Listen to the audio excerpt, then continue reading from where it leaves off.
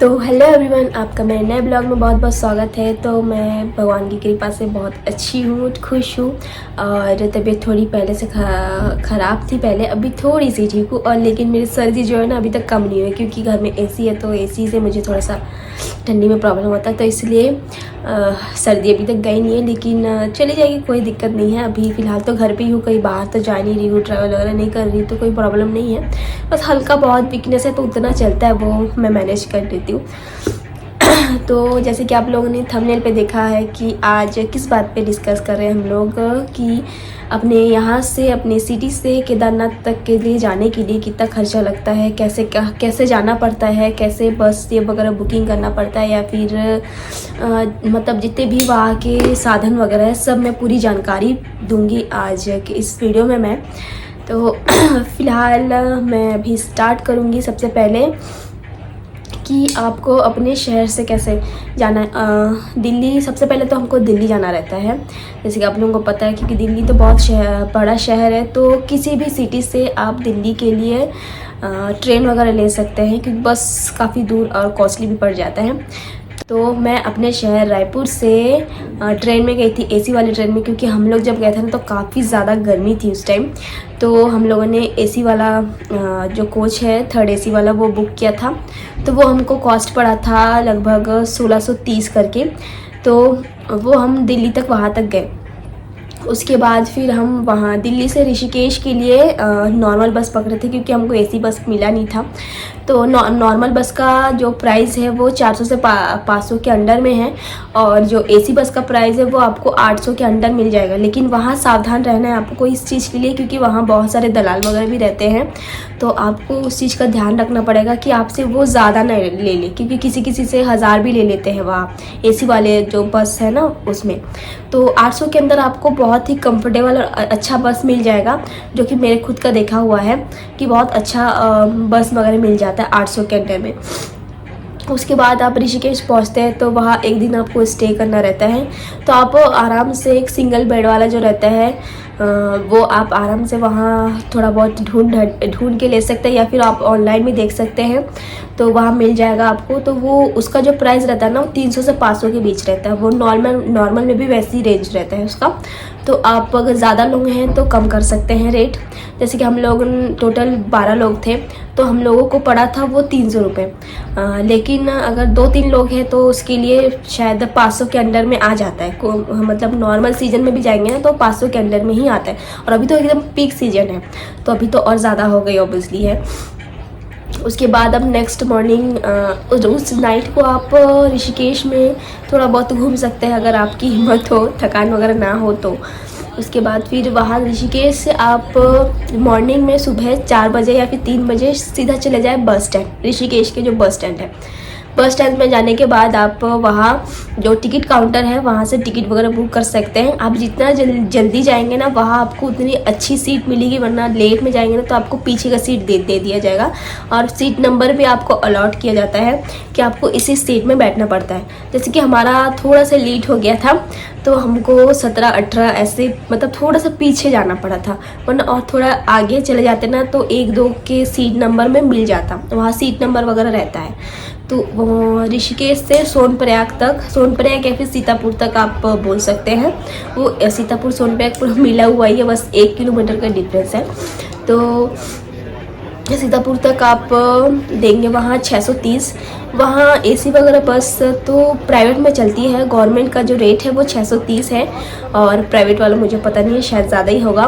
और अगर आप प्राइवेट में कार वगैरह बुक करते हैं तो भी आपको 1000 पड़ ही जाएगा।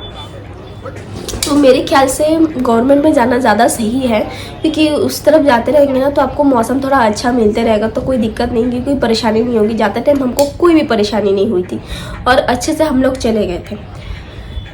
बस ट्रैफिक का थोड़ा सा दिक्कत था, बाकी कुछ नहीं था। उसके बाद आप सोनप्रयाग पहुँचेंगे या फिर सीतापुर पहुँचेंगे, तो आप वहाँ से आपको थोड़े से डिस्टेंस पे, मतलब वॉकिंग डिस्टेंस पे आपको वहाँ रजिस्ट्रेशन लेना पड़ेगा, मतलब रजिस्ट्रेशन को चेक करवाना पड़ेगा। वहाँ से आपको पैदल चल के गौरीकुंड के लिए टैक्सी के लिए लाइन लगाना पड़ता है। एकदम क्लियर। लगभग 2-3 किलोमीटर का भी लाइन हो सकता है अगर भीड़ ज़्यादा हो। अगर भीड़ कम है तो फिर आपको, आपकी किस्मत बहुत ज़्यादा अच्छी है कि भीड़ कम है करके।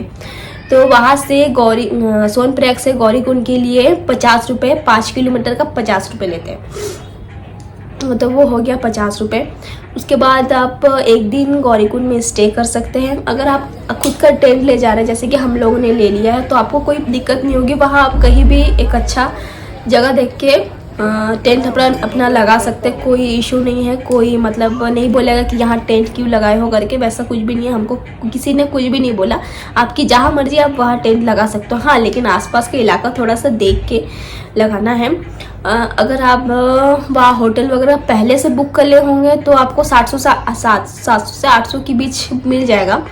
लेकिन आप तुरंत जाके बुक कर रहे हैं तो 1000-1200 तो लेंगे ही, क्योंकि वहाँ एकदम गौरीकुंड में स्पेशली बहुत ज़्यादा लूट है, बहुत ज़्यादा, मतलब बहुत ज़्यादा।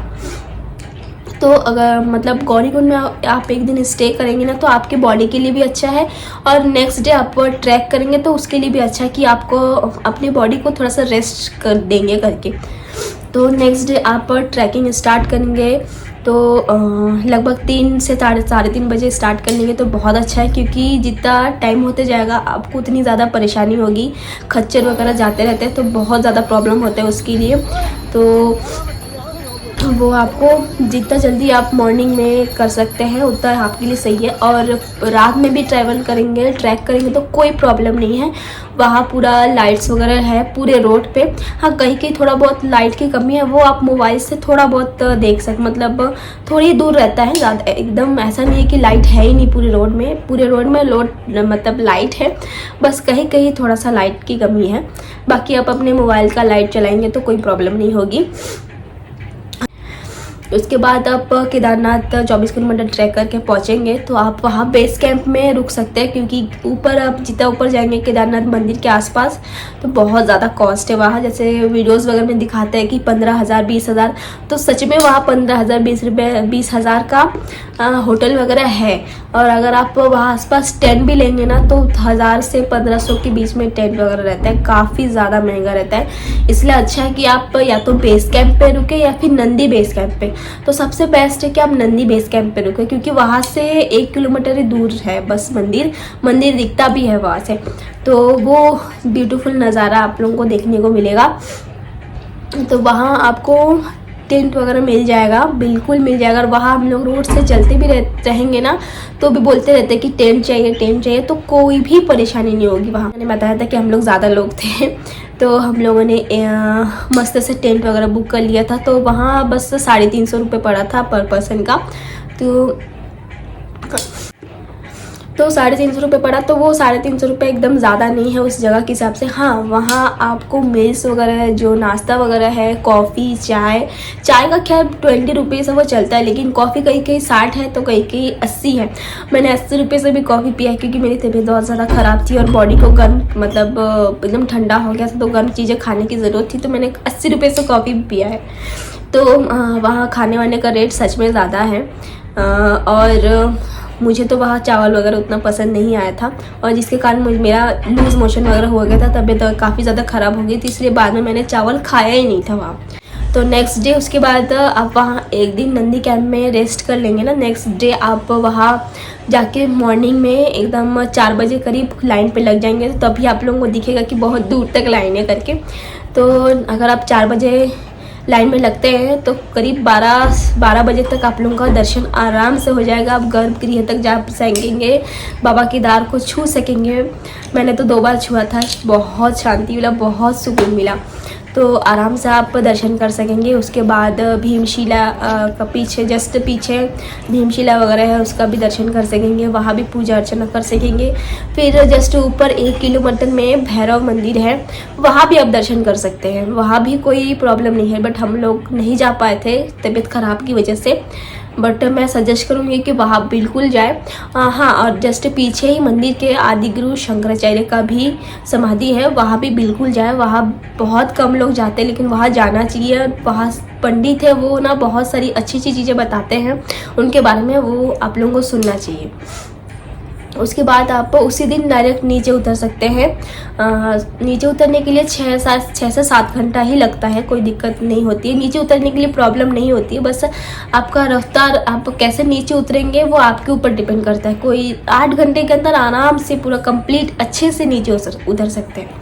फिर आप नीचे उतर के सीधा आप आ सकते हैं वहाँ से सीतापुर बस स्टैंड में आएंगे तो वैसे सेम प्रोसेस में आप वहाँ से टैक्सी वगैरह बुक करके, पर्सनल गाड़ी बुक करके, शेयरिंग टैक्सी वगैरह बुक करके आप वहाँ से सीधा ऋषिकेश आ सकते हैं। मैं बीच में रेस्ट करने के लिए नहीं बोल रही हूँ, क्योंकि वहाँ ऐसा सिस्टम है ना, आपको रेस्ट करने का नहीं मिलेगा और बॉडी वैसा साथ नहीं देता है। तो आप सीधा जाके ऋषिकेश में रेस्ट करें तो ही बेस्ट है, क्योंकि जितना आप लेट करेंगे उतना आपको लेट होगा। तो ट्रिप का भी एक मतलब वो सब सोच के जाता है ना, इतना दिन का करेंगे, वो भी रहता है कि आप जितना जल्दी हो सके। अगर आपको कोई जल्दी नहीं है तो आप सोनप्रयाग में आराम से रह सकते हैं, कोई दिक्कत नहीं है। वहाँ से फिर आराम से आप ऋषिकेश आ सकते हैं। सोनप्रयाग में वैसे कुछ खास तो है नहीं, तो मैं सजेस्ट करूँगी कि ना ही रुके तो ही बेस्ट है। और फिर वहाँ से ऋषिकेश में आके ऋषिकेश में राफ्टिंग वगैरह कर सकते हैं। लक्ष्मण झूला है वो मतलब देख सकते हैं, विजिट कर सकते हैं, कोई दिक्कत नहीं है। ओवरऑल में जो खर्चा होता है केदारनाथ में जाने का और वहाँ से रिटर्न आने का, मतलब पूरा जो बजट है मेरा 10,000 के अंदर हो जाता है, कोई दिक्कत नहीं है। और इससे जो लो में जो बजट है वो आप आराम से 5 से 6,000 के अंदर कर सकते हैं। उसमें बस ये डिफरेंस है कि आप जो एसी का टिकट है उसको स्लीपर में कर सकते हैं, और दिल्ली से ऋषिकेश का जो है वो आप नॉर्मल बस में, जैसे मैं गई थी नॉर्मल बस में 400 से 500 के अंदर में जा सकते हैं। और गवर्नमेंट जो बस है ऋषिकेश से सीतापुर तक, उसका भी यूज़ कर सकते हैं। ये बहुत ईजी तरीका है। और मील वगैरह में ज़्यादा से ज़्यादा पूरा मिला के एकदम थोड़ा बहुत पूरे दिन में 250 से 300 खर्चा होता है, उससे ज़्यादा नहीं होता है। मतलब सोनप्रयाग सीतापुर तक जाने तक, लेकिन जिससे उससे ऊपर जाते रहेंगे ना तो थोड़ा कॉस्ट तो पड़ता है, मतलब थोड़ा कॉस्टली होता है, ऐसा नहीं कि नहीं होता है।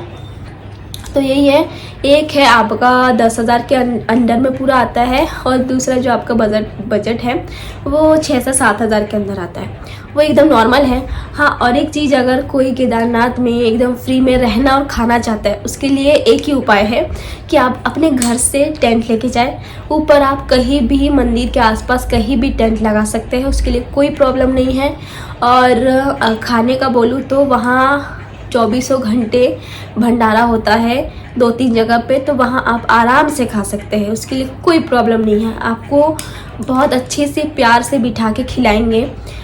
मेरे जो साथी थे उन लोग वहाँ जाके खाए हैं, उन लोगों ने एक्सपीरियंस बोला मुझे कि दीदी बहुत अच्छे से वहाँ प्यार से खिलाए हैं भोले बाबा के नाम पे। तो हम लोगों ने वहाँ प्रसाद वगैरह ग्रहण किया है, बहुत अच्छा लगा करके। मैं बोली बहुत सही है। जिस टाइम हम लोग मंदिर दर्शन कर रहे थे उस टाइम उन लोग वहाँ गए थे, क्योंकि उन लोग एक दिन पहले दर्शन कर लिए थे, बट मेरा तबीयत ख़राब था करके हम लोग 6-7 जन नहीं गए थे।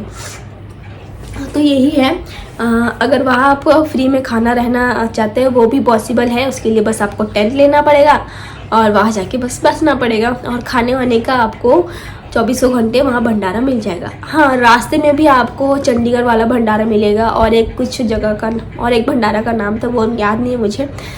बाकी कोई दिक्कत नहीं है, वहाँ रास्ते में कोई वैसा वाला सिस्टम है कि रात को जा रहे हैं, वैसा कुछ प्रॉब्लम नहीं होता।